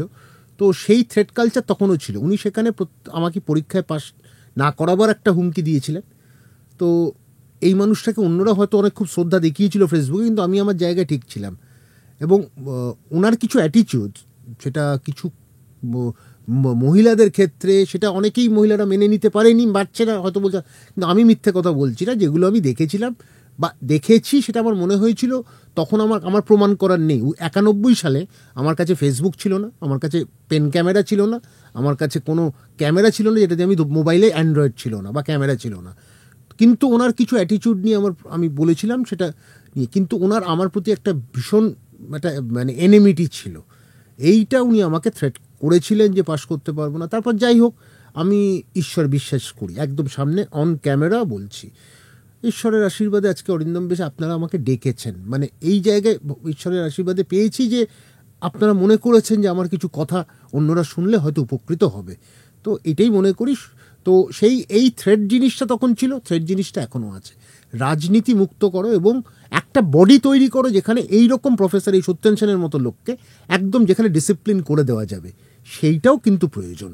এই জন্য আমি বিশ্বাস করি যে আজকে সততা দরকার, রাজনীতি থেকে মুক্তি দরকার, তাহলেই কিন্তু একটা হাসপাতালের মতো চলবে, এই রকম অবাঞ্ছিত ঘটনা ঘটবে না। সাধারণ মানুষের মধ্যে মানে ওষুধ নিয়ে বেশ কিছু মিথ কাজ করে। আপনারা তো প্রচুর পেশেন্ট দেখেন, দু একটা যদি একটুখানি বলেন আমাদের। না, মিথ মানে একটা কথা হচ্ছে যে ভিটামিনটা মাঝে মাঝেই লোকে আমরা চাই, এটা একটা মিথ। ভিটামিন খেলে আমি আজকে শুয়ে আছি কালকে উঠে পড়বো, তা নয়। ভিটামিন কিছু সাপ্লিমেন্টস দিচ্ছে, একটু সময় নেবে। ইটস নট দ্যাট যে it will work as a magic. তো এই যে মানুষের একটা ওই থাকে, তারপর মানুষের অনেক ক্ষেত্রে কনস্টিপেশন নিয়ে মানুষের একটা ওই যে আমি এক্ষুনি আমার ওষুধ লাগবে। ওষুধ নাও লাগতে পারে, আপনি ভেজিটেবলসটা বাড়ান। এবার হচ্ছে ঘুমের ওষুধ চাই, কিন্তু অনেকে বলছে ঘুমের, তা নয়। কীরকম জিনিসটা হচ্ছে, একটা মানুষ অ্যাংশাস, মেন্টাল হেলথকে আমরা কিন্তু ডিনাই করতে পারি না। মেন্টাল হেলথ তাই কারণ আমাদের শরীরে রাসায়নিক তৈরি হয়, কোনো সময় রাসায়নিকের মাত্রাটা বেশি হলে কিছু সাইকিয়াট্রিক প্রবলেম হয়, এটাকে আমরা মানতে হবে। ফিজিক্যাল হেলথ যেরকম হেলথ, আমাদের মেন্টাল হেলথ একটা হেলথ। এটা তো আমাদের মানতে এখনো খুব অসুবিধা হয়। মানে স্বাস্থ্যটাকে নিয়ে শিক্ষাটা সীমিত মানুষের মধ্যে রয়েছে বলে। এটা যদি আমাদের ছড়াতে পারতাম তাহলে আমরা অন্য ভারতবর্ষ দেখতাম, এতটা সমস্যা হতো না। আমরা দেখি বিদেশে কিন্তু বেসিক কাউন্সেলিং যেগুলো, মানে টিনেজারদের খুব দারুণভাবে কাউন্সেলিং হয়। আমাদের এখানে টিনেজারদের কাউন্সেলিংয়ের জন্য পাঠাবো ভাবতেই, মানে বাড়ির লোকেরা ভাবতেই পারে না। এটাই মুশকিল, ওই পাগল কথাটা এসে গেছে, গানের মধ্যেও পাগল আসছে, সব পাগল কথাটা এসে গিয়ে না সমাজকে নষ্ট করে। যেটা আমাদের দেশে তো সতীর মতন জিনিসও ছিল, এটা তো অস্বীকার করার নেই, তার থেকে আমরা উঠেছি। এগুলো তো বুঝতে হবে, এগুলো কুসংস্কার। এই কুসংস্কার থেকে মুক্ত হতে গেলে শিক্ষিত হতে হবে। আলোটাকে দেখতে গেলে অন্ধকারটাও জানতে হবে, অন্ধকারের খারাপটা জেনেই আলোটা আমরা তৈরি করতে পারবো। এইবার যেটা হচ্ছে ওষুধের ব্যাপারে এরকম একটা মিথ। এবার বলি, যার অ্যাংজাইটি আছে তাকে আমি অ্যাংজিওলাইটিক দেব, যেরকম অ্যালপ্রাজোলাম একটা অ্যাংজিওলাইটিক, মানে অর্থাৎ আমার যে রাসায়নিকটা যেটা আমাকে বারবার চিন্তার মধ্যে ফেলছে বা চিন্তা করছে একটা জিনিস নিয়ে, ক্ষুদ্র জিনিস নিয়ে, সেইটা যখনই হবে তখনই বাড়বে, তখন আমার বক্তব্য হবে ওটাকে আমি কমাবো, প্রশমিত করতে হবে। প্রশমিত কিভাবে করব? ওষুধটা দিয়ে। তার তো একটা ঘুমের আছে, তখন মানুষের মধ্যে একটা থাকে, এটা ঘুমের ওষুধ। আপনি দেখবেন অ্যালপ্রাজোলামটাকে ঘুমের ওষুধ বলে বেশির লোক, এবং মানুষ অনেক বেশি পরিমাণে নিয়ে নেয়, যতটা নেওয়া দরকার তার থেকে বেশি পরিমাণে। কিন্তু সেটাও দরকার খাওয়ার আগে, সেটা আধ ঘন্টা বা 15 মিনিট আগে আগে বলো, তোমার চোখটা লেগে যাবে, তারপর তুমি লোকে ভাবে ওষুধটা খেলে সঙ্গে সঙ্গে ঘুমেছে যাবে। একটা ওষুধ, তাকে সময় দিতে হবে কাজ করতে, কাজটা করতে দিতে পারলেই আমরা এগোতে পারবো। তো সেই জায়গায় থেকে আমরা এই জিনিসগুলো, যত দিন যাবে মানুষ যত শিক্ষিত হবে তত মানুষকে কিন্তু বোঝাতে হবে। ডাক্তারেরও কিন্তু একটা এখানে রোল আছে, মানে ডাক্তারকেও কিছুটা অবদান মানে রাখতে হবে সমাজে। এই অবদানের জন্য যে আমরা রোগীকে বোঝাবো এই হতে পারে, এটা হতে পারে, এরমভাবে এত তাড়াতাড়ি কাজ করবে না। সেটা ওষুধ নিয়ে যেটা আপনি বলছেন, আচ্ছা আবার আরেকটা, আমার হিমোগ্লোবিন কম, আমি আয়রন ট্যাবলেট খেয়ে ফেলছি, এটা কিন্তু এটা ভুল। 30টা কারণ হতে পারে হিমোগ্লোবিনটা কেন কম, তো আয়রন একটা কারণ। ভারতবর্ষে মানছি ম্যালনিউট্রিশন আছে, ভারতবর্ষে মানছি আয়রন ডেফিসিয়েন্সি আছে এমন এমন জায়গায় যেখানে মানুষ একবেলা খেতে পারে না, যেখানে মানুষ প্রচুর মানে আনহাইজেনিক জায়গায়, যেখানে ওয়ার্ম ইনফেস্টেশনস হয়, সেইখানে হয়, অ্যানিমিয়া হতে পারে, আমি মেনে নিচ্ছি। তা সত্ত্বেও কিন্তু এটা একটা ভুল ধারণা যে আমি আয়রন ট্যাবলেট খেয়ে আমার আয়রন বেড়ে যাবে, আমি আয়ুর্বেদিক কিছু খেলে আমার লিভারটা বড় হয়। লিভারের ওরম ওষুধ নেই, এটা মানতে হবে। সাথে সাথে যত দিন গেছে অন্যভাবে আমরা এক একটা জায়গায় পৌঁছবো, কিন্তু বিজ্ঞানটাকে আমি কখনো ছেড়ে উপেক্ষা করতে পারি না বা ছেড়ে ফেলতে পারি না। বাজারে তো এখন প্রচুর আয়ুর্বেদিক মেডিসিন পাওয়া যায়, আমরা কিন্তু বুঝতে পারি না কোনটা আসল কোনটা নকল। সত্যি কথা, দেখুন আমি অ্যালোপ্যাথিক করেছি, আয়ুর্বেদিক তা করেছেন, কিন্তু আমার বক্তব্য আয়ুর্বেদিক হোক, তাছাড়া সততার সাথে হোক, সেটা আমার কোনো এটা একটা সায়েন্স। কিন্তু অনেক বাবা ব্ল্যাক শিপ চলে আসছে এই আয়ুর্বেদটাকে মার্কেট করতে, সেটা কিন্তু মানুষকে ক্ষতি করছে। সেটা যেন না হয়। মানে উই ডু নট ওয়ান্ট বাবা black sheep to turn up in the society and they play a major role. এটা যেন না হয়, এটা যেন খুব ভালো করে, এটা এটা এটা কিন্তু গভর্নমেন্টের দায়িত্ব, আমার আপনার নয়। এখানে মনিটর কাদের করবে? গভর্নমেন্টকে করতে হবে। কোভিডের পর আমাদের মনে হচ্ছে যে আমাদের স্মৃতিশক্তি কমে যাচ্ছে, কারো মনে হচ্ছে যে গায়ে হাত পায়ে ব্যথা হচ্ছে, বিভিন্ন রকমের প্রবলেম হলেই আমাদের মন বলছে এটা কোভিডের জন্য। এরকম কিছু আছে কি? একটা কথা, কোভিডের পরে অনেক সমস্যা হয়েছে, মেন্টাল ফগিনেসটা হয়েছে। কোভিড তো হয়েছিল, অস্বীকার করছি না, এটা একটা তৈরি করা। যে কোনো ঘটনা পরিষ্কার বলা দরকার। আমেরিকা একটা দেশ, প্রথম বললাম না, সভ্য অসভ্য মিলিয়ে ওদের একটা দেশ। ওরা মানুষকে মারতেও পারে, বাঁচাতেও পারে, এটা ওরা চেষ্টা করে। আমেরিকা 84 অবধি, টিল রোনাল্ড রেগান যখন আসে, তখন একটা বিষয় ছিল একটা ভিরুলেন্ট, একটা অর্গানিজমকে ভিরুলেন্ট করা। ঠিক আছে, এই ভিরুলেন্ট করা, যদি আমি একটা ছোট্ট অর্গানিজমকে, করা কিছুই না, আমি আরও তার অ্যামাইনো অ্যাসিডসগুলো চেঞ্জ করে দিলাম, সে একটা ভিরুলেন্ট হয়ে গেল। এটাকে বলে গেইন অফ ফাংশন। এই প্রসেসটাকে বলে গেইন অফ ফাংশন। এই গেইন অফ ফাংশনটাকে আমেরিকাতে এক সময় হতো, 84 পর সেটাকে আমেরিকা কিন্তু পাঠিয়ে দিল চায়নাতে। চায়নার সাথে যত বৈরিতে থাকুক, চায়নার সাথে এইসব জায়গায় খুব ভালো বন্ধুত্ব ওদের। এবার চায়নার থেকে বেরিয়েছিল কোভিড হয়েছিল, এটা নিয়ে কোনো সন্দেহ নেই। কিন্তু এই যে হওয়ার পরে যে মেন্টাল ফগিনেস, ভ্যাকসিনেশন, আমরা কিন্তু খানিকটা হলেও ফিল করেছি, কেননা কোভিড আমার, ধরুন আমি যেহেতু সংবাদ মাধ্যমে ছিলাম, আমার অফিসিয়ালি 3বার কোভিড হয়েছে, আনঅফিসিয়ালি কতবার জানি না। মোটামুটি এই যে ধরুন কোভিডের পর এখনও যেটা হয় যে আগে যেটা স্মৃতিশক্তি ছিল তার থেকে যেন খানিকটা কমে গেছে, ভুলে যাই বারবার অনেক কথা। বিভিন্ন নার্ভে হয়েছে, কেউ স্ট্রোক হয়েছে, কেসও হয়েছে, মামলা তারা জিতেওছে ইউকেতে। তো এই জায়গায় থেকে একটা অত তাড়াতাড়ি ভ্যাকসিনেশন বানানো একটা ক্রেডিট, আবার ডিসক্রেডিটেডও হয়েছে। তো সব কিছু মিলিয়ে কোভিড একটা বিভীষিকা নিয়ে এসেছিল, 1-1.5 বছরের বিভীষিকা কিন্তু হয়েছে। একটা নতুনত্ব আমরা দেখেছি, চেষ্টাটাও দেখেছি। কিন্তু একটা জিনিস ভবিষ্যতে আমাদেরকে সাবধান হতে হবে। মাঝে মাঝেই দেখবে নিপা ভাইরাস নিয়ে একটা আলোচনা হচ্ছে, মাঝে মাঝে এই ভাইরাস নিয়ে, স্ক্রাব টাইফাস। ঠিক আছে, স্ক্রাব টাইফাস দিয়ে তুমি লোককে মারতে পারবে না, কারণ স্ক্রাব টাইফাস তো একটা পোকাকে লাগবে। সেই পোকা তোমার সারা জায়গায় ছড়িয়ে দিতে পারবে না, কিন্তু এটা জলকণা থেকে ছড়াতে তুমি অনেক সহজে পারবে। একজন কাশছে হাঁটছে তাকে পারবে, কারণ মানুষ কাছে আছে। কিন্তু স্ক্রাব টাইফাসের জন্য তোমার পোকাকে লাগবে। ওই পোকার তো মানে পপুলেশন বাড়ছে, কলকাতাতে হচ্ছে, এটা একটা চিন্তার বিষয়। তো কদিন আগে আমরা একটা পেয়েছিলাম ত্রিপুরা থেকে, তার জ্বর কমছিল না, করার পর দেখছি। কিন্তু আমরা মনে করি আমাদের তৈরি থাকতে হবে ভবিষ্যতে, ভারতবর্ষকে এরকম ঘটনা ঘটলে আটকাতে হবে। কোভিড যেন একটা, অনেক ক্ষেত্রে সন্দেহ প্রকাশ যেরকম মানুষ করার অবকাশ ছিল, আবার ডাক্তাররা মনে করেছে ওটা একটা রোগ যেটাকে ঠিক করতে হবে। সঠিক ওষুধ তো ছিল না। কোভিড এখনও আমি বলছি একটা প্রহেলিকা। এই প্রহেলিকার কেন হয়েছিল যার সমাধানও কিন্তু আমাদের ছিল না। মানুষ বেঁচে গেছেন, ঠিক আছে, বহু মানুষ মারা গেছেন, অনেকে আত্মীয় স্বজন হারিয়েছেন, কিন্তু কোভিড একটা ঘটনা, কোভিড একটা মানুষকে বিপজ্জনক জায়গায় ফেলে রেখে, বিভীষিকা যেটা ছেড়ে রেখে চলে গেছে। এখন আশা করি আর আসবে না। ওই মাঝে মাঝে একটু আলোচনা হবে, এর ভেরিয়েন্ট পাওয়া, ওই ভেরিয়েন্ট পাওয়া, ওই আলোচনার মধ্যে থাকবে। কিন্তু ভারতবর্ষ কোভিডকে প্রতিহত করার জন্য তৈরি কিন্তু আছে বা হয়ে গেছে, এইটুকু বলবো। এখন বিভিন্ন রকমের জ্বর আমরা দেখতে পাচ্ছি। জ্বর হলে দেখা যাচ্ছে যে মানুষের গায়ে হাত পায়ে প্রচণ্ড ব্যথা করছে, তারপরে 1 সপ্তাহ 2 সপ্তাহ পর্যন্ত সেই ব্যথা স্টে করছে। জ্বর হয়তো আগে চলে যাচ্ছে, কিন্তু সেই ব্যথা থেকে যাচ্ছে। এটা কেন?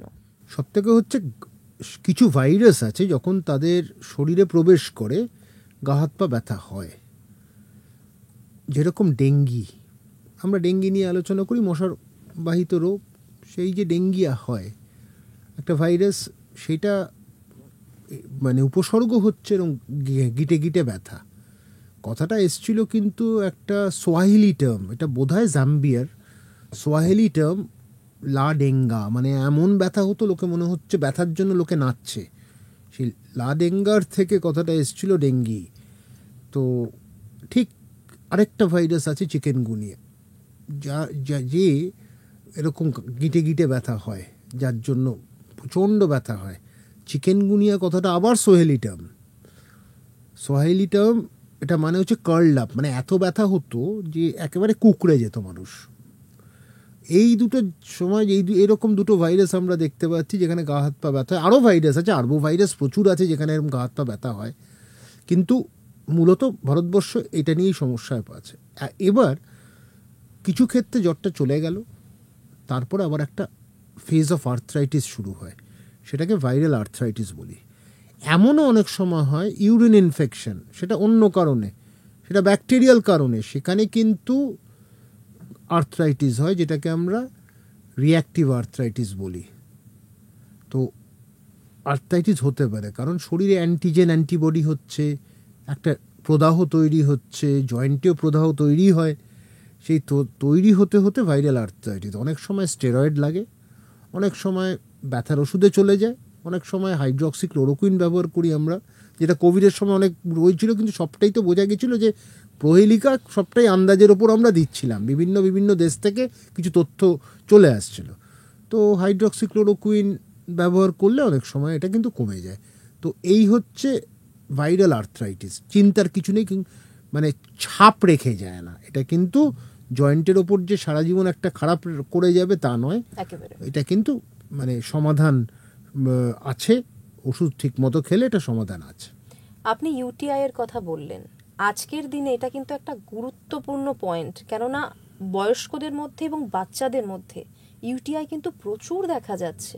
মানে কেন হচ্ছে, কিভাবে আমরা এটা বন্ধ করব, এই বিষয়টা যদি একটু বলেন আমাদের। দেখুন, একটা কথা হচ্ছে এখন মহিলা পুরুষ সবাই বাইরে যাচ্ছে, কাজের জায়গায় যাচ্ছে, যে ওয়াশরুমটা ইউজ করছে সেটা হয়তো হাইজেনিক নয়, তার উপর ওষুধটা যখন খাচ্ছে, কেউ 7 দিনের ওষুধ 10 দিনে খেয়ে দিচ্ছে, হচ্ছে না, হবে না, 3 থেকে 4 সপ্তাহ ওষুধ লাগে যখন ইনফেকশনটা সারাতে, নয়তো বারবার হতে থাকে।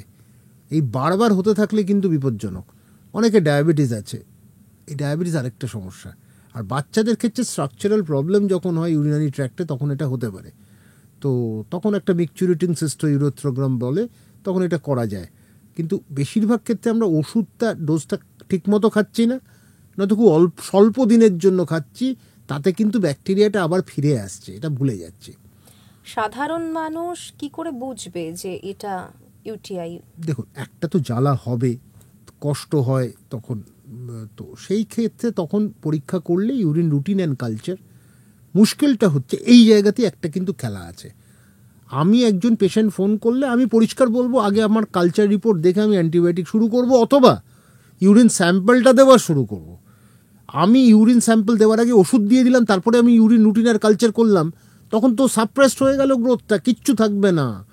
এই ভুলগুলো কিন্তু মেটাতে হবে। আমি স্যাম্পলটা দেওয়ার পর অ্যান্টিবায়োটিক শুরু করব, পরিষ্কার কথা, তাতে আমি যদি তাতে ক্ষতি হবে না। কালচারটা তো পাবো 3 দিন পরে, ততক্ষণ আমি দেখে নেব, কিন্তু উপসর্গ শুনেও যদি ওষুধ দিয়ে দিই পরীক্ষার আগে, পরীক্ষা করে তো আমার লাভ নেই, কালচার নেগেটিভ আসবে, আমাকে আন্দাজে ঢিল ছুটতে হবে। তো এই জায়গাটা বন্ধ করা দরকার। যদি পাওয়া যায় ব্যাকটেরিয়াটা, নির্দিষ্ট ব্যাকটেরিয়া পাওয়া গেলে খুব ভালো। আরেকটা সমস্যা যেটা দেখা যাচ্ছে আজকাল, ক্লেপসিয়ালা বলে দেখবেন, হামেশাই ক্লেপসিয়ালা পাওয়া যাচ্ছে, ম্যাক্সিমাম ক্ষেত্রে কোলোনি হয়, কোলোনাইজেশন হয়, মানে যে টেস্ট টিউবটার মধ্যে থেকে ব্যাকটেরিয়াটা গ্রো করলো কোনো কারণে, যেটা আসলে নয় সেই স্যাম্পেলের। সুতরাং সেখানে কন্টামিনেশন হচ্ছে। ওইটা জায়গায় ল্যাবকে কিন্তু ভীষণভাবে মানে ঠিক রাখতে হবে, নিজেদের জায়গাটা, অ্যাপারেটাসগুলোকে পরিষ্কার রাখতে হবে এবং বারবার এই ব্যাপারে খেয়াল রাখতে হবে। অনেক সময় দেখা যায় আমরা টেস্ট করলাম, মানে কোনো রকম ধরুন ব্লাড টেস্ট বা ইউরিন টেস্ট, অনেক সময় ধরুন 2-3 দিনের মধ্যে আমাদের সেই রিপোর্ট 2 জায়গা থেকে 2 রকম আসছে। এটার কি কারণ? সেটাও খুব আনফর্চুনেট। সেটা যদি আসে, আমার মনে হয় ল্যাবের কোয়ালিটিটা দেখা উচিত। এটা কিন্তু ডেঞ্জারাস, দুটো অ্যান্টিবায়োটিক আলাদা হতে পারে, এটা কিন্তু ডেঞ্জারাস ট্রেন্ড। ল্যাব যে ব্যাঙের ছাতার মতো গজিয়ে উঠছে, এটাও কিন্তু ডেঞ্জারাস। সারা ভারতবর্ষে আমি সবসময় বিশ্বাস করি একটা খরচ হওয়া উচিত, ফাস্টিং ব্লাড সুগার, কোন কাশ্মীর থেকে কন্যাকুমারী, একদম পরিষ্কার, যেন একটা খরচ হয়। কিন্তু ভারতবর্ষ সেখানে ফেল করেছে। কোনো জায়গায় 400 টাকা হয়ে যাচ্ছে, কোনো জায়গায় আবার 800 টাকা নিয়ে নিচ্ছে, কোনো জায়গায় কোনো পরীক্ষা 4000 টাকা নিয়ে নিচ্ছে, কোনো জায়গায় 400 টাকা হয়ে যাচ্ছে। এই জায়গাগুলো, এবং যারা 4000 তারা বলবে আমাদের কোয়ালিটি বেস্ট, কিন্তু সেরকম নয়। তাহলে কোয়ালিটিটাকে একটা ব্যালেন্স তো আনতে হবে, তাহলে সাধারণ মানুষ তো মরে যাবে। আজ থেকে 5 বছর পরে ডাক্তার হিসেবে আমার সব থেকে ভয় সাধারণ মানুষ মরে যাবে, কারণ মেডিক্লেম ওরা না দেওয়ার চেষ্টা করে, হাজারটা প্রশ্ন করে। এটা তো ঘটনা ডাক্তার হয়ে। একদম। ঘটনাটা হচ্ছে মেডিক্লেম অনেক ক্ষেত্রে দেয়, অনেক ক্ষেত্রে দেয় না। কিছু তো অতি মানে অযোগ্য যাদেরকে এই মেডিক্লেমের ওই নেই, আমি নামগুলো বলছি না। তো কিন্তু মানুষ 5 বছর পরে বাঙালিরা কোথায় যাবে, বাংলার মানুষ কোথায় যাবে আমি জানি না। চিকিৎসার যদি খরচ আটকাতে না পারে, সেটা কিন্তু সরকারের কাছে বা প্রশাসনের কাছে একটা বড় চ্যালেঞ্জ। এইটা কিন্তু ঘটনা আগামী দিনের। অনেক জায়গায় আপনি যেমনটা বললেন যে এক এক জায়গায় এক এক রকম রেট, আমরা কিন্তু বুঝতে পারি না আমরা কোন জায়গায় যাব। অনেক সময় দেখা যায় ধরুন বিজ্ঞাপন আসছে 2,999 টাকায় সমস্ত টেস্ট, আপনার 64খানা টেস্ট হয়ে যাবে 2,999 টাকায়। পসিবল? 10,000 মানুষকেও যদি আপনি একটু টুপি পরাতে পারেন, অসুবিধা কি আছে? ভালোই টাকা উঠে আসবে, সেটা ভাবুন। একটা অঙ্ক আছে তো। তাহলে তো মানুষ বোকা হচ্ছে। বোকা তো হচ্ছে। ভারতবর্ষ 1% লোকের টাকাতে ভারতবর্ষের মানে 60% অর্থনীতি থাকে। মাঝে মাঝে নামগুলো আছে। তো ঘটনাটা হচ্ছে, এটা তো ঘটনা, 1% of the people is controlling 60% of Indian economy. এটা তো ফ্যাক্ট। তো আমরা তো বোকা তো বটেই। সাহেবরা চলে গেছে, অন্য সাহেবদের হাতে পড়েছি। এটা একটা আরেকটা মানে মানে ভাঁওতামি আমি দেখছি অনেক দিন ধরে। আমি পরিষ্কার বলে দিই পেশেন্টকে যে ভাই আমার কাছে 3টে পরীক্ষা করে আনুন, আমি এটাই বলেছি। আপনার কাছে আমার প্যাকেজের দরকার নেই। I want to see 3 investigations that I have advised, but that's all. Matter ends there. এটা কমেছে, কারণ আমি বলি যে এরকম দরকার নেই, 500 টাকা আরও 600 টাকা দিলে পুরো হয়ে যাবে। আরে দূর, আমার অ্যালুমিনিয়াম জেনে কী হবে, কি ম্যাগনেশিয়াম আমার দরকার, ম্যাগনেশিয়াম জানার যখন আমার জানার দরকার নিশ্চয়ই জানবো। আর আর্সেনিক যদি এখন আমি কলকাতা শহরে বসে আর্সেনিক, তাহলে এর থেকে তো লজ্জার কিছু হতে পারে না। আর্সেনিক কলকাতায় সেভাবে নেই। এমন এমন সব বিষয় নিয়ে আপনার কাছ থেকে তথ্য পেলাম যেগুলো হয়তো অনেকেই বলতে চান না। আশা করি আমাদের দর্শকরা অনেকটা সমৃদ্ধ হবেন তাতে, এবং ভবিষ্যতে আরো অনেক বিষয় আলোচনার জন্য আমরা আপনাকে চাইবো আমাদের এই পডকাস্টে। অনেক ধন্যবাদ আপনাকে, অনেক ধন্যবাদ।